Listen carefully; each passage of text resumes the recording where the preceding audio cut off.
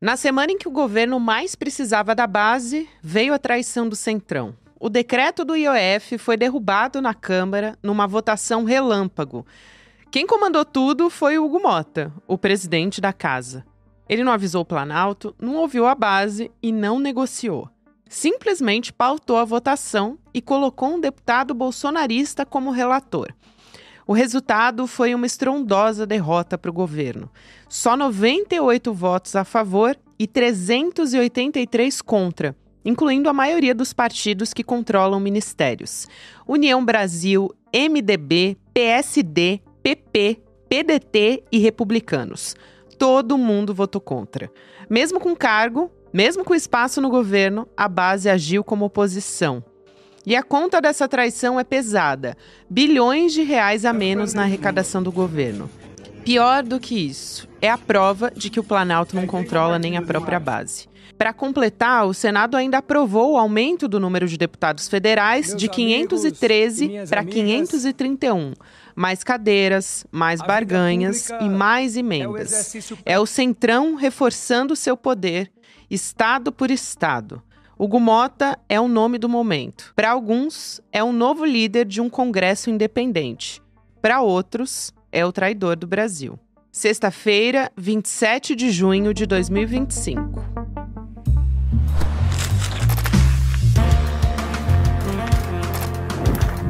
Sou a Gabriela Varela, esse é o podcast Detalhes, e aqui mais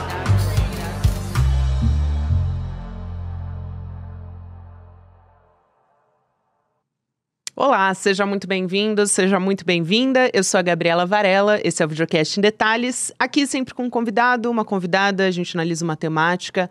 Hoje a gente está em casa, a gente vai conversar com um dos nossos craques aqui. Aliás, ele está todos os dias junto comigo, do ICL Notícias segunda edição, meu parceiro diário, Rodrigo Viana. Bem-vindo mais uma vez. Bom prazer, Gabi, estar aqui para falar de um momento complicado para a política brasileira, um divisor de águas, né? É, um divisor de águas e foi uma armadilha, né? Que o Centrão, que o presidente... Aliás, os presidentes, né? O presidente da Câmara e o presidente do Senado armaram para o governo. Eu quero trazer, Rodrigo, um dado para a gente começar a discussão, pode ser? Que é o seguinte, é um levantamento que foi feito na CNN. Foram 383 votos para derrubar, né? Essa questão do IOF na Câmara, e 98 votos contra. Então, a gente tem um levantamento da CNN mostrando que 63% dos deputados de partidos com ministérios no governo Lula votaram contra o decreto. Sim. E aí eu escuto uma parte dos analistas dizendo, não, tem que romper com o Centrão a qualquer custo. Uhum. E aí, isso é viável? Porque, de fato, ultrapassa qualquer limite. A gente não via um cenário como esse desde o governo Collor, né? Derrubar um decreto presidencial é coisa bastante séria. Mas isso é viável? Olha, Gabi, eu não sei se o governo Lula vai romper com o Centrão, mas o Centrão já rompeu com o governo Lula. Então, quando eu falo um divisor de águas, é porque a base do governo ficou restrita à esquerda, ó, com esses números que você trouxe. Cerca de 100 votos apenas em defesa do governo. Isso, o tamanho do governo. É, o PT, PCdoB, PV, PSOL, Rede, um pedaço do PSB. Nem o PSB inteiro, que é o partido do Geraldo Alckmin, votou em favor do governo, do decreto que era para aumentar o IOF, para cobrar mais imposto de quem faz operação financeira e com isso acertar as contas federais, as contas do governo federal. Então, o que significou? Essa votação na Câmara e depois passou pelo Senado também. O Senado também revoga esse decreto. Significa que o Centrão mandou um recado, para além das consequências econômicas, que são graves, porque podem paralisar a execução do orçamento federal, a consequência política é a seguinte: o Centrão mandou um recado para o governo federal. Não estamos mais com o Lula. E esse recado é visando 2026. Quando a gente olha esses 380 votos que foram contra o governo, tá ali o PL, que é o bolsonarismo, e esse era esperado. E estão ali, principalmente, além do bolsonarismo, que é o tempo todo oposição ao Lula, estão ali deputados que estavam defendendo os interesses dos ricos, porque o pessoal não quer pagar imposto, né? O Ciro Nogueira, do PP, numa reunião dentro da Faria Lima, já tinha falado, né? Esse áudio foi obtido pelo ICL e a gente levou ao ar mais de uma vez. Já tinha dito, nós vamos dar um jeito de não fazer vocês pagarem imposto. Então ali, nesses 380 votos contra o Lula, tem bolsonarismo esperado. E aí tem os defensores dos ricos e os deputados revoltados pela questão das emendas parlamentares, que por uma injunção ali, uma decisão do Supremo Tribunal Federal, as emendas estão sendo represadas, são emendas, o chamado orçamento secreto, que é do que vive o Centrão, né? Então você soma esses 3 fatores, mas principalmente uma boa parte desses votos é de partidos que têm ministérios, como você falou, então União Brasil, PP, PSD, do Kassab, tem ministérios no governo Lula, republicanos, que é o partido do Hugo Mota. Tem ministérios, mas estão com um pé já fora do governo. E passaram a seguinte sinalização para o Lula. Lula, nós estamos dispostos a gerar problemas seríssimos para o país se for o preço a se pagar para inviabilizar a sua reeleição, Lula. E qual é o recado que eles passam? Lula, você quer terminar a sua carreira tranquilo? Então, desista da candidatura em 2026. Esse movimento de ontem no Congresso, a gente pode ler assim, de quarta-feira, na verdade, né? Pressionar o Lula para que ele fique sem base política e desista da candidatura à reeleição. Vamos ver se o Lula vai se deixar intimidar nesse nível. Muita gente na esquerda está dizendo, é hora de ir para o confronto. Acontece que o governo Lula, Gabi, você sabe disso, quem nos acompanha também sabe, foi todo desenhado para conciliação, né? Esse governo Lula 3. Aliás, o Lula, na carreira toda dele, no Lula 1, Lula 2, ele só foi obrigado a confrontar quando foi perseguido, né? Mas com frente ampla, mais ainda. Agora, exato, em 2022 foi mais ainda. Frente ampla, um governo de conciliação, normalização do país, ele falava muito disso. Nós precisamos normalizar o país e tal. Só que o outro lado não quer normalizar. O outro lado, que junta os partidos do Centrão, os partidos tradicionais da direita brasileira, eles chamam Centrão, mas é o direitão. Isso. É a direita brasileira, o mercado financeiro, a mídia tradicional, o agronegócio. O que esse pessoal quer? O Bolsonaro já está fora do jogo porque ficou inelegível. Agora falta tirar do jogo Lula. Será que foi essa virada de chave, Rodrigo? Porque a gente teve esse julgamento do Bolsonaro, o depoimento do Bolsonaro, que de fato não tem muito como escapar. Ficou claro isso. Da trama golpista. E talvez tenha sido essa virada de chave, porque antes o Hugo Mota e o Alcolumbre estavam, de uma certa maneira, ainda dialogando com o Lula. Sim, porque talvez precisassem do Lula ainda como contraponto. Agora eles viram que o Bolsonaro já são favas contadas. Fora do baralho. Carta fora do baralho. Agora eles tentam transformar o Lula também em carta fora do baralho.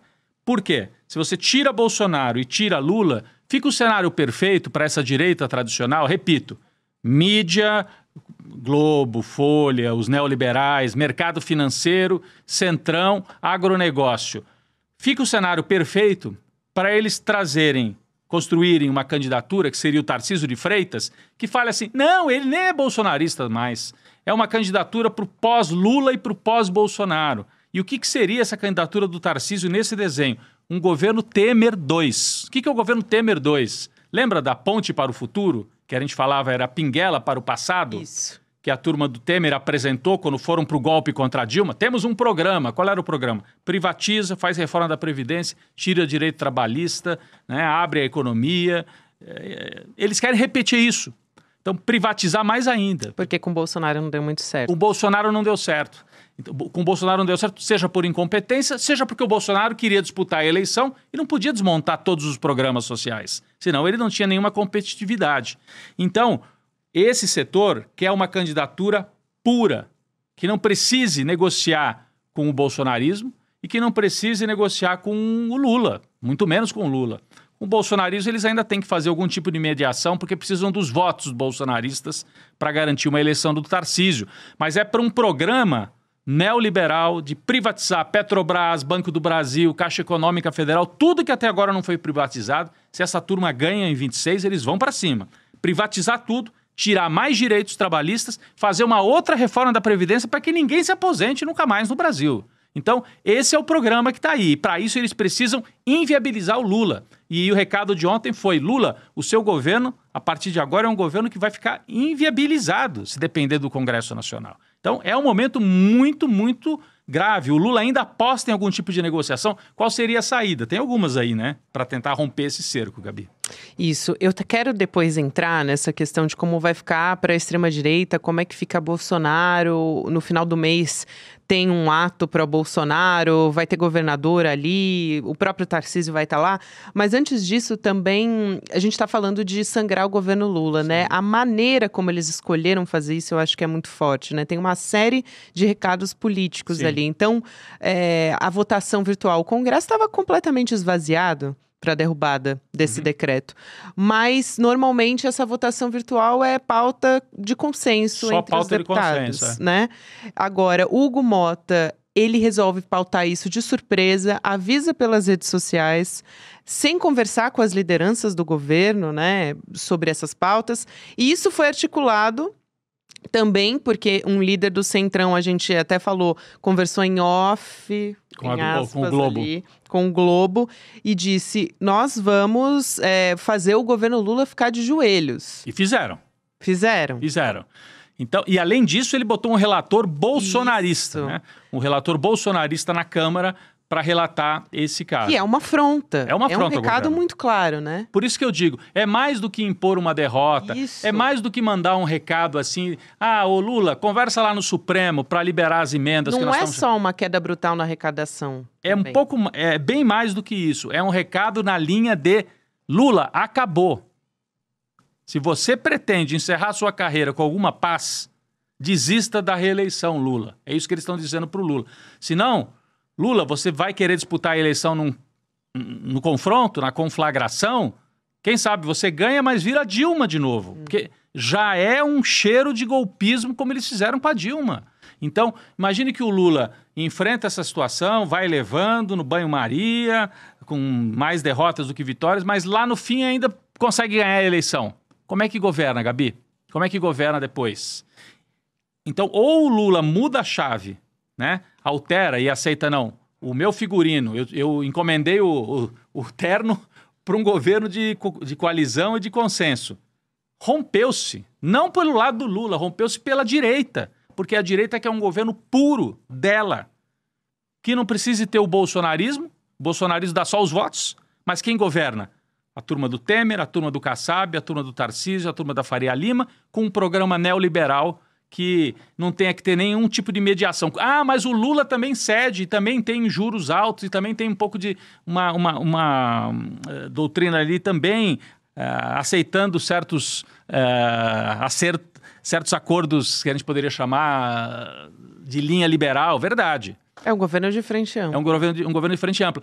Mas ainda há alguns ruídos. Então eles querem um governo puro, que não precise nem negociar, que parta para cima para privatizar tudo e tirar os direitos que ainda sobraram. Né? É muito bom isso que você fala, né? A direita já rompeu. Aqui em abril, a gente revelou no ICL como o Ciro Nogueira se articulou abertamente em evento da Faria Lima. Era um vale-tudo ali, né? Dizendo, a gente vai desgastar mesmo o governo. A gente vai fazer o governo sangrar, ele disse lá, né? E aí até ele dizia, o risco é o Lula sangrar demais. Não podemos também, ele não pode sangrar demais. O Ciro Nogueira dizia isso num evento para a Faria Lima. Porque qual que é o raciocínio dele? Se o Lula sangrar demais, ele fica fraco e aí o Bolsonaro põe o filho dele para ser candidato e estraga esse plano deles, que é uma candidatura que tem os votos do bolsonarismo, mas sem o bolsonarismo no comando, na sala de comando. Esse que é o projeto. O projeto Tarcísio é isso. É acoplar os votos bolsonaristas, acoplar esse discurso de direita dos costumes, mas olhando principalmente para o projeto econômico de privatizações, o projeto que interessa para eles, que é a volta do neoliberalismo selvagem. E, Gabi, o Lula, nessa questão do governo Lula, do IOF, conta ainda com o Supremo, porque ele deve judicializar essa questão, alegando, olha, é inconstitucional o que eles estão fazendo, né? Barrar um decreto para aumentar a IOF, aumentar as alíquotas, o legislativo não poderia fazer. Então, será que o governo Lula pode contar com o Supremo nesse debate? E olhando por outro lado, interessa para o Supremo um governo Lula tão enfraquecido assim a esta altura? Porque para o Supremo terminar de julgar o Bolsonaro, colocar na cadeia Bolsonaro, generais e a turma da extrema-direita, se o Lula desmontar, fica difícil para o Supremo terminar esse julgamento. Então, me parece que o Lula ainda pode contar com algum diálogo com o Supremo para barrar, pelo menos em parte, esta operação Tarcísio que Hugo Mota e Alcolumbre desfecharam no Congresso Nacional, com uma derrota, assim, é um marco mesmo, é uma virada de página, faltando um ano para começar a campanha eleitoral de 26, nós já temos essas cartas jogadas na mesa. Né? Isso é super interessante, como é que o Supremo Tribunal Federal vai se colocar nesse jogo, vamos dizer assim, né? E tem, no final do mês, a gente estava falando sobre isso, a gente vai ter esse ato pró-Bolsonaro. Por que eu estou colocando isso na discussão também, domingo, né? É domingo, isso domingo. A gente vai ter agora. E aí a gente vai ter o Tarcísio, o Romeu Zema, enfim. Mas o importante ali é o Tarcísio, né? Sim. Que é o candidato que essa união toda está tentando fazer ser viável. Como é que eles vão estar perante a base do bolsonarismo? Porque isso ainda é importante, né? Esse apoio da população. Sim. Agora, por outro lado, a gente tem o governo Lula, por exemplo, tentando não desagradar ninguém, né? Ali a gente estava até falando sobre isso um pouco antes de começar o programa. Tentando responder a todo mundo, quer dizer, a base, os neutros, a direita não tem como. Mas a base do bolsonarismo, né? Como é que ela ainda se coloca importante para esse candidato que quer ser viável para a direita? Não, tá claro que o Tarcísio ainda tem que conquistar e mostrar que ele é confiável, conquistar, assim, mostrar que é confiável. Ele foi em evento recente no interior de São Paulo, vai nesse evento aqui da Avenida Paulista do bolsonarismo, por quê? Não dá para romper com ele. Não, de jeito nenhum. O Tarcísio, para ter alguma chance de ser o nome para organizar essa candidatura, precisa ter a confiança da família Bolsonaro. O Bolsonaro quer que ele assuma o compromisso de, ganhando, indultar. E se o Supremo disser que o indulto é inconstitucional, enfrentar o Supremo. Resta saber se o Tarcísio vai dar todos esses passos e vai chegar até esse ponto. No quadro que nós estamos vendo atualmente, Gabi, eu diria que é mais provável o Bolsonaro lançar uma candidatura pura dele, que é o Eduardo ou a Michele como candidato a presidente, né? Só que daí não fecha bem essa articulação toda com o mercado financeiro, com Faria Lima, com o Centrão. Então, tem um ruído do lado da direita também. Então, esse Centrão mais fisiológico do que nunca, ele atrapalha ou ele ajuda o Bolsonaro nesse cenário? Bom, eles estiveram juntos para derrotar o Lula, né, nessa votação do IOF. Não está dado ainda de maneira definitiva que o Centrão inteiro vai com essa candidatura. Depende do que acontecer. O Eduardo Bolsonaro, por exemplo, tem gente no Centrão que não topa ir com o Eduardo Bolsonaro. Agora, o Tarcísio, sim. O Tarcísio é o nome que unifica do bolsonarismo até a Faria Lima, até a mídia tradicional, até o empresariado de São Paulo, até o agronegócio do Centro-Oeste. Então, o Tarcísio é o nome que consegue dar essa unidade. Só que ele não tem ainda a confiança da família Bolsonaro. Se o Lula está fraco, ou se o Lula estiver fraco em 2026, o Bolsonaro fala, para que eu vou de Tarcísio? Eu posso lançar meu filho, que é muito mais confiável, que vai lutar até enquanto puder para me tirar da cadeia. O Tarcísio, será que vai mesmo? Ou será que depois que sentar lá na cadeira, diz, o Bolsonaro é problema para depois, vamos cuidar aqui da vida. Então, esse é um xadrez que ainda está sendo montado, Gabi. Vamos ver o que acontece. Quando o Supremo condenar o Bolsonaro, porque vai condenar, e mandar prender ali por setembro, outubro, aí o Bolsonaro vai ter o último recurso, que são os embargos de declaração, ali vai ser a hora da negociação. E daí o Bolsonaro vai falar, bom, agora é definitivo, eu vou em cana. Eu preciso apoiar alguém que me tire da cadeia depois. Vai ser o Tarcísio?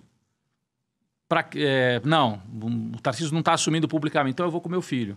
O Tarcísio assume publicamente que me tira da cadeia. Aí o Tarcísio rompe com o Supremo Tribunal Federal. Então, é um nó. Nós estamos com um nó.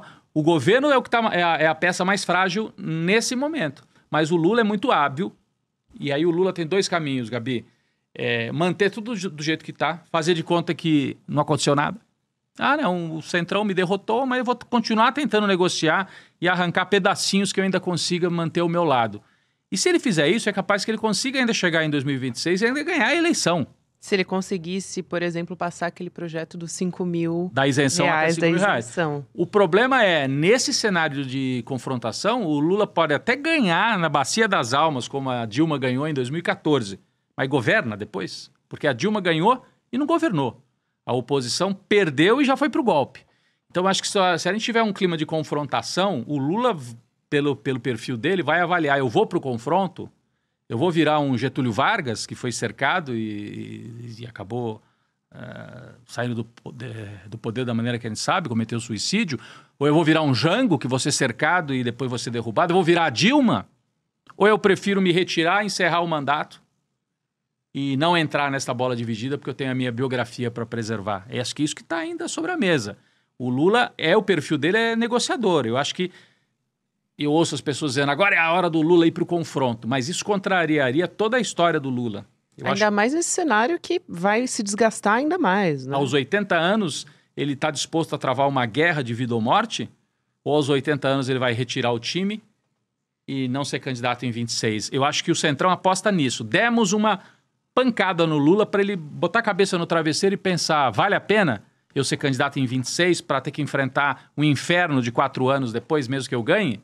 Ou ser derrotado na eleição e sair como último ato da minha carreira uma derrota no último ato de carreira. Então, é um momento complexo, nesse momento, dificuldade grande para o governo, mas o jogo não está jogado. Isso é que é mais curioso ainda. Apesar de tudo isso, eu diria, essa candidatura do Tarcísio então ganhou, o projeto Tarcísio está ganhando. Não está dado ainda.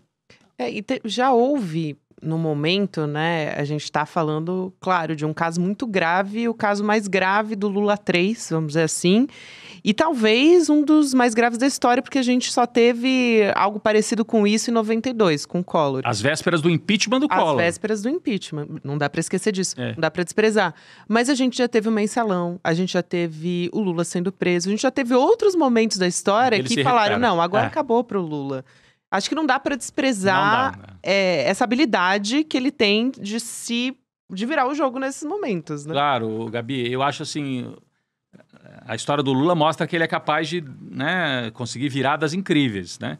Então, no Mensalão em 2005, eu trabalhava na TV Globo e eu via vários colegas ali que eram anti-Lula dizendo, acabou, o Lula nem vai ser candidato à reeleição, se for, tá derrotado. Vamos lembrar que em 2022... o Lula ganhou a eleição sem o MDB, sem o Centrão. O Centrão ou estava com o Bolsonaro ou estava com a Simone Tebet. Só teve o apoio no segundo turno. Então, mas o Lula vai ficar isolado e vai ser candidato. Bom, em 2022 ele ganhou assim, né? Então, ainda tem chance de ganhar. O problema é que o quadro para governar fica muito complicado. Então, é uma trava no orçamento... E mais, né? Quando você bloqueia o aumento do IOF, você está dizendo, então o governo tem que cortar a educação e saúde. Cortou a educação e saúde, aí o governo perde mais base popular e vai para a eleição praticamente sem chance, né? Então, é o contrário do que houve com o Bolsonaro e com o Paulo Guedes, que no ano da eleição liberaram tudo, fizeram a festa, arrebentaram as contas, ninguém falou nada. E quase conseguiu virar o jogo numa eleição que estava muito difícil para o Bolsonaro. Estão querendo impor ao Lula o que não impuseram ao Bolsonaro, que é assim, controle total das contas, não pode subir imposto, tem que cortar gastos. Não fizeram isso com o Bolsonaro. O Bolsonaro e o Paulo Guedes fizeram uma festa fiscal, gastaram os tubos e mesmo assim perderam a eleição, né? O Lula tem uma base muito sólida no Nordeste, tem 30% dos votos, ou entre 30% e 40% no Sudeste. E dependendo do adversário, esse xadrez que a gente estava dizendo, se for um Eduardo Bolsonaro, o Lula tem chance. Se for o Tarcísio, juntando da centro-direita ao bolsonarismo, aí eu acho que fica mais complicado realmente na eleição para o Lula. Para a gente fechar, Rodrigo, eu acho que vale a pena também sempre trazer essa discussão, que é uma coisa que a gente faz muito aqui no ECL, e você também tem um olhar muito crítico sobre isso, que é muito importante, porque você trabalhou na mídia hegemônica por muitos anos, né? Também trabalhei, enfim, mas essa crítica ao que está acontecendo no Congresso não existe tanto, né, nesse tom de dizer o governo está desgastado, foi uma derrota histórica para o governo. Não que a imprensa não possa, de maneira alguma, criticar o governo, mas sim não criticar, não ter a menor, assim... é como se o Congresso estivesse jogando um jogo estivesse limpinho. jogando, exato.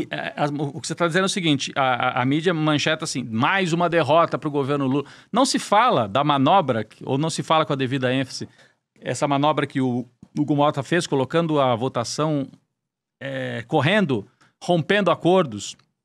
Isso que é não entra no chantagem. noticiário. A chantagem, a questão das emendas, uma parte do que eles fizeram é para ficar com as emendas parlamentares. Mais até do que isso. Eu não diria que é uma derrota do governo brasileiro. A derrota é da população brasileira. Claro, porque se imperar isso que foi decidido lá no Congresso, você não vai cobrar imposto dos mais ricos e vai cortar gastos sociais, investimentos sociais, educação e saúde para poder fechar as contas. Olha a crueldade. Né?